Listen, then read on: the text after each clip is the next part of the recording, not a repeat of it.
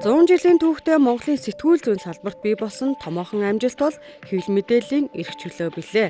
Монголын ардчиллийн тулгуур баг нь усан чөлөөт хэвлэл дөнгөж 26 жилийн үрийг үзэж байгаа хэдий ч иргэдийнхээ үг хэлэх эрх, үзэл бодлоо илэрхийлэх эрх ил тод байдлын эндэр болж чадсан. Олон нийтийг мэдээллээр хангах төр засгийн үйл ажиллагаанд хяналт тавих гээд үндсэн үүргээтэд чамалгааргүй сайн гүйцэтгэсээр байгаа. Гэвч өнөөдөр чөлөөт хэвлэл мэдээллийн хөгжил шийдлээ хүлээсэн олон сар бэрхшээлийн өмнө тулан ирээд байна. Монголын хэвлэлд тулгарч байгаа асуудал бол хөрөнгө оруулалт. Энэ бол дагдаг салбар. Дээрээс нь мэдээж хэрэг сэтгүүлчдийн өөрсдийнх нь байдал буюу одоо цалин өөрөөсдийгөө их цензурдж байна. Сэтгүүлч өөрийнхөө үзэл баримтлалд хөтлөгдөж байна. Гэвч хэвлэлийн эзэд бол илүү залуужж байгаа. Энэ бол эерэг үзүүлэлт гэж хараад байгаа. Яг бол залуу хүмүүсийн үнэт зүйл одоо millennials гэж ярьдаг тийм. Редакц ахалж байгаа одоо залуу үеийнхэн одоо 80-ад оны ихэнх үеийнхэн ч юм уу. Үнэт зүйл нь шал ондоо үзэж харсан юм, сурж боловсрсон байдал. Монгол улсад 2015 оны байдлаар нийт 500 орчим хэвлэл мэдээллийн хэрэгсэл үйл ажиллагаа явуулж байгаагаас энэ салбарт 4500 орчим хүн ажилладаг. Хэдийгээр мэдээллийн хэрэгслийн үйл ажиллагаа хамрах хүрээ цацалтын хэлбэр нэр төрөл олон болж байгаа ч олон улсын байгууллагууд манай улсын хэвлэлийг хагас эрх чөлөөтэй орон хэмээн тодорхойлдог. Учир нь бол энэ хэвлэл мэдээллийн хэрэгсэл тодорхой бизнесийн төлөөлөл болсон тодорхой хүмүүсийн ашиг сонирхлыг хамгаалдаг. Тэднийгээрээ дамжуулаад тодорхой улс төрийн намуудын эрх ашигыг хамгаалж нөгөө өрсөлдөх нөгөө талынхын намыг эсрэг ажилладаг.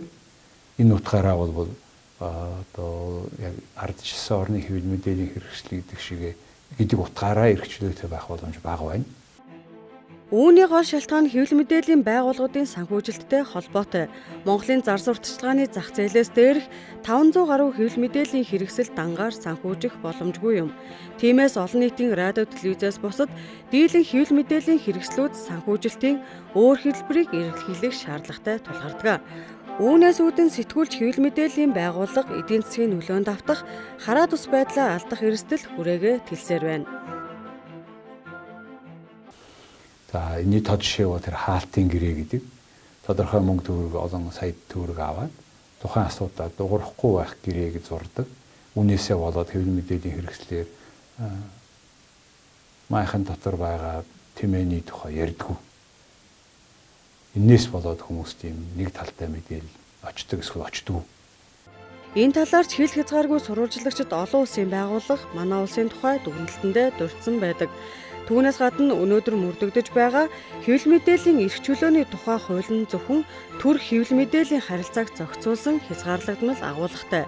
Өөрөөр хэлбэл хэвлэл мэдээллийн салбарт тулгамдж байгаа дээрх асуудлыг энэ хуулиар зохицуулах боломжгүй байдаг байна. Тэгэхээр мэдээж хэрэг хууль эрх зүйн орчин бас өгүүлж байгаа өргөн нэвтрүүлгийн хууль байхгүй. Бид нар бол дүрмгүй одоо бол нэг 5 заалттай хуулийн дээр мөн арилжааны сурчлагын хууль гэдэг нэг хэдэн хуулийн дотор л баригдаж байгаа. Харьцангуй зохицуулалт багтаа салбар. Энэ нь бас мэргэжлийн бус хүмүүсийг орж иж тоглох боломжийг олгоод байгаа. Төрөөс хэвлэл мэдээллийн чөлөөт байдлыг хязгаарлах, төр өөрийн мэдлийн хэвлэл мэдээлэлтэй байхыг хориглосон зэрэг олон талын ач холбогдлоо өгсөн энэхүү хуулийг өнөөдөр шинжлэх шаардлага бий гэдгийг ч тус салбараас сонгогдсон улсын их хурлын гишүүд онцолж байна. Тэгэхээр бид нар энэ хэвлэл мэдээллийн эрх чөлөөний тухай хуулинд хэвлэл мэдээллийн байгууллагын бие даасан байдлыг хангах талаар маш тодорхой заалтыг нэг хуулиар зохицуулж өгöd тэр хуулийг л дагаж мөрдөг байлгах хэрэгтэй юм байна гэж би харж байгаа. Нөгөө талаас өнөөдөр эдийн засгийн ямар чинь манай улсад маш олон банк барилгын салбарын өнөөдөр хүнд байдалд орчлоо шүү дээ. Яг энэтэй адилхан хэвлэл мэдээллийн байгууллагууд манд бас өөрсдөө санхүүжүүлж чадахгүй ажилтай одоо чадвартлаг хэмжээнд цалинжуулж чадахгүй тийм төвшин байгаад байгаа учраас бас одоо чанараараа шүүгдэх ёстой гэж би бодож байгаа юм. Хууль эрх зүйн оновчтой зохицуулалт хэвлэл мэдээллийн байгууллагуудын эрүүл санхүүжилтээс гадна сэтгүүлчдийн ур чадвар боловсролыг сайжруулах асуудал хөндөгдөнө.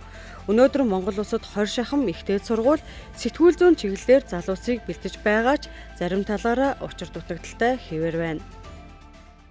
Тэгэхээр сэтгүүл зүйн академик салбар маань яг практик салбараас холдоод байна гэж миний хувьд ажигладаг. Тэгэхээр англи хэлгүй сэтгүүлч гэдэг бол 21-р зуунд бол маш харамсалтай. Яг тэгвэл тэр англи хэл гэдэг бол соёлын нөлөөлөл биш, тэр бол дэлхийн одоо мэдлэгийн өв сан руу нэвтрэх түлхүүр гэж харж байгаа. Олон нийтийг мэдээллээр хангах, иргэдэд үзэл бодлоо бүрэлдүүлэхэд дэмжлэг үзүүлэх, төр засгийн үйл ажиллагаанд хяналт тавих гээд ардчилсан нийгэмд чөлөөт хэвлэлийн гүйцэтгэх үүрэг цөөнгүй. Тиймээс ч Монголын залуухан ардчлалд энэ салбарын эерэг хөгжил олон талын өгөөжтэй байх нь дамжиггүй.